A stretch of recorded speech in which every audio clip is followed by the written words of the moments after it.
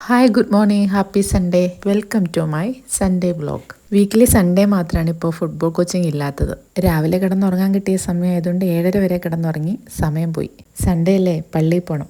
പെട്ടെന്ന് തന്നെ പുട്ടെല്ലാം ഉണ്ടാക്കി പഴവും കുട്ടി കഴിച്ച് ഞങ്ങൾ പെട്ടെന്ന് തന്നെ പള്ളിയിലേക്ക് പോയതാണ്. കഴിച്ച പാത്രം പോലും കഴുകിയിട്ടുണ്ടായിരുന്നില്ല. ഇപ്പോൾ ദേ തിരിച്ചു വന്ന് പാത്രങ്ങളെല്ലാം സടപടാന്ന് കഴുകി വെച്ച് ഉച്ചക്കത്തേക്കുള്ള ഫുഡ് ഉണ്ടാക്കാനായിട്ടുള്ള പ്രിപ്പറേഷനിലാണ്. അപ്പോഴത്തേക്കും എന്താണ്ടേ പിന്നെയും വന്നു നമ്മുടെ കഥാപാത്രം. വന്നപ്പോൾ നോമ്പിനുള്ള കാഴ്ചദ്രവ്യങ്ങളുമായിട്ടാണ് വന്നിരിക്കുന്നത്. കുറെ കപ്പയും എടുത്താൽ പൊങ്ങാത്ത വലിയൊരു ചക്ക. പൊട്ടിയ കൊട്ടയ്ക്കകത്ത് ചക്ക എടുപ്പിക്കുന്ന കണ്ട തന്നെ. അഞ്ചറിന്റെ ഹോള് അപ്പൊ അതൊന്നുകൂടെ വലുതായില്ലേ? അത് കുഴപ്പമില്ല. അത് ഇത് ഒന്നുകൂടെ റൗണ്ട് ആക്കാൻ വേണ്ടിയായത്.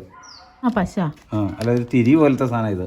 ഇതിലോട്ട് ഇങ്ങനെ കയറ്റി ഇടുക എന്നുവെച്ചാൽ അതേ തൂത്തിട്ടൊന്ന് അകത്തോട്ട് കുത്തി കയറ്റുക ഹോളിലേക്ക്. വലിക്കുമ്പോൾ ഊരി പോകും.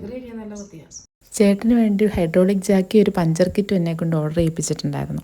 പിന്നെ കഴിഞ്ഞ ദിവസം മേടിച്ച ചെടി എല്ലാം എടുക്കാനും.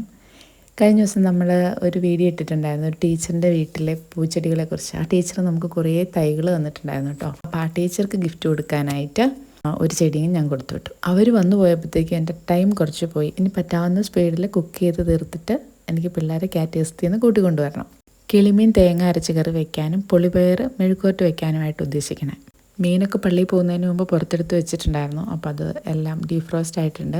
ചട്ടിയിലേക്ക് എണ്ണ ഒഴിച്ച് പച്ചമുളക്, ഇഞ്ചി, വെളുത്തുള്ളി ചതച്ചത് ഇതെല്ലാം കൂടി ഇട്ട് നന്നായിട്ടൊന്ന് വഴറ്റി ഇതിലേക്ക് അരപ്പ് ചേർത്ത് കൊടുക്കണം. അരപ്പിലേക്ക് ഞാൻ ചേർത്തിരിക്കുന്നത് തേങ്ങ, മഞ്ഞൾപ്പൊടി, മല്ലിപ്പൊടി, എരിവുള്ള മുളക് പൊടി അധികം ഇടേണ്ട കാര്യമില്ല, കറിയുടെ കളറേ മാറിപ്പോവും. അരപ്പൊഴിച്ച് തിള വന്നപ്പോഴത്തേക്ക് മീൻ ഇട്ട് കൊടുത്തു.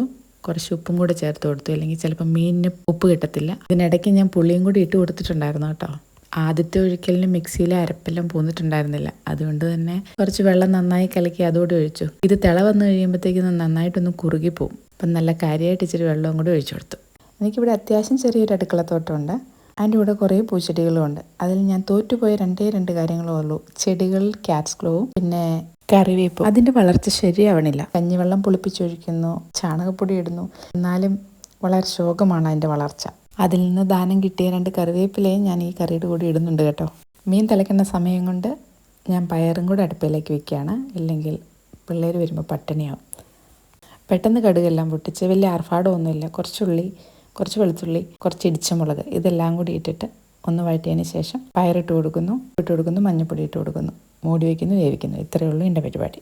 ഈ വീട്ടിൽ എപ്പോഴും ഉണ്ടാകുന്ന പച്ചക്കറി ഇനത്തിൽപ്പെട്ടതാണ് കോവയ്ക്ക, പയറ് എന്നിവയൊക്കെ. വേറെയും വെക്കണമെന്ന് ആഗ്രഹമില്ലാഞ്ഞിട്ടല്ല, വെച്ചാൽ ഞാൻ തന്നെ കഴിക്കേണ്ടി വരും. എൻ്റെ മക്കൾ വേറെ അധികം ഒന്നും കഴിക്കാറില്ല.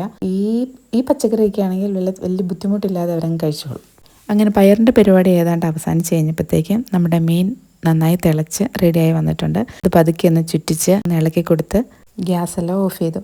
പയറിൻ്റെ കാര്യത്തിൽ ഒരു രക്ഷയില്ല, പകുതി പോലും വേവായിട്ടില്ല.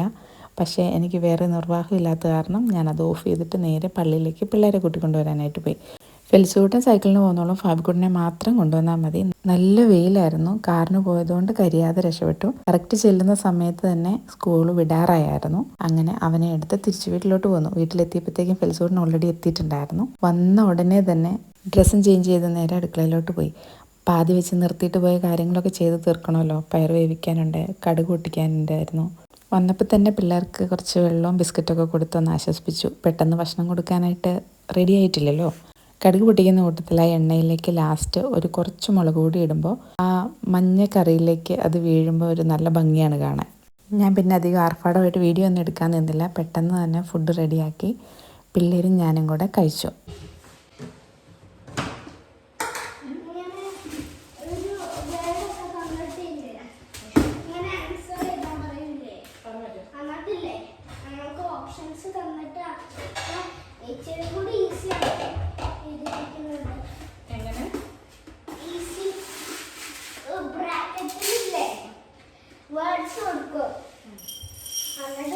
ഫാബിക്കുട്ടൻ അവൻ്റെ എക്സാമിൻ്റെ ക്വസ്റ്റ്യൻ പേപ്പറിൻ്റെ മോഡൽ എങ്ങനെയായിരിക്കും എന്നൊക്കെ പറഞ്ഞു തരുമായിരുന്നു.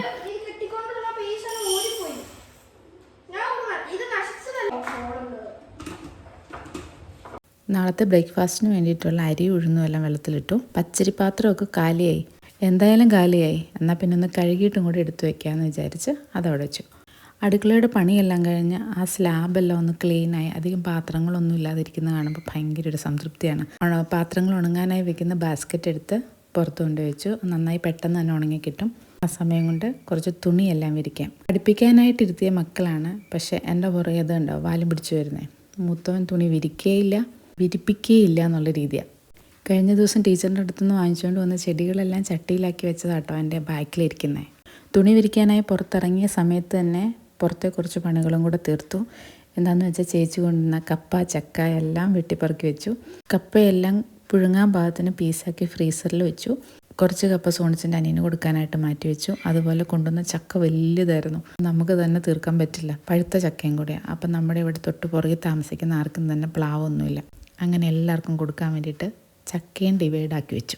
അങ്ങനെ അകത്തേക്ക് കയറി പോകുന്നതിന് മുമ്പ് ഈ തന്നെ മുളച്ചു വന്നൊരു പാവലാണ്, നാടൻ പാവലാണ്. അപ്പം അതിനൊരു ചെറിയ സപ്പോർട്ടും കൂടെ കൊടുത്ത് അതിനെയും പിടിച്ച് കയറ്റി വിട്ടു. ദേ ഈ ശോഷിച്ച് നിൽക്കുന്ന കരിയാപ്പിൻ്റെ കാര്യം കേട്ടോ ഞാൻ പറഞ്ഞേ. അപ്പോൾ സൺഡേ വ്ലോഗ് കഴിഞ്ഞു. അടുത്ത വീഡിയോയിൽ കാണാം. ബൈ.